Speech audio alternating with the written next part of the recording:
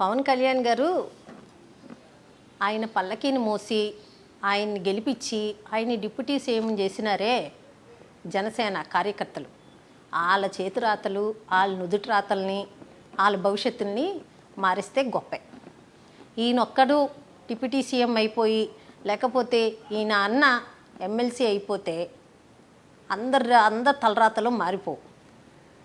దయచేసి పవన్ కళ్యాణ్ గారు ఆయన పల్లకి మోసిన వాళ్ళకి కనీసం నేనేం న్యాయం చేయగలిగాను అన్నది ఆయన ఆలోచిస్తే ఆయన అందరి రాతలు మార్చినట్టే. 30,000 మంది మహిళల్ని కిడ్నాపులు జరిగినాయి, మహిళలు తరలించినారు ఆంధ్రప్రదేశ్ నుంచి అని చెప్పాడు. ఏం చేశారు ఆయన? ఒక్క మహిళనైనా వెనక్కి తెచ్చాడా? ఒక్క ఆడపిల్లనైనా వెనక్కి తెచ్చాడా?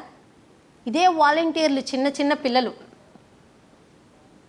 ఏదో వాళ్ళకి 10th క్లాసు అయిపోయి ఎక్కడెక్కడో పనులు చేసుకునే పిల్లలకి ఒక గౌరవమైన వాలంటీర్ అన్న ఒక చిన్న ఎంప్లాయ్మెంట్ వాళ్ళకి కలిగింది. వాళ్ళు ఏదో 50 ఏళ్ళకి ఒక వాలంటీర్ కింద మాకు గౌరవంగా ఒక ఉద్యోగం దొరికింది, అది మేము చేసుకుంటాము అని చేసుకునే పిల్లల మీద ఇలాంటి అబాండాలు వేసాడే. మరి ఆ 30,000 మందిని వెనక్కి తేవాలి కదా. ఎవరి రాతలు మారుస్తాడు ఈయన?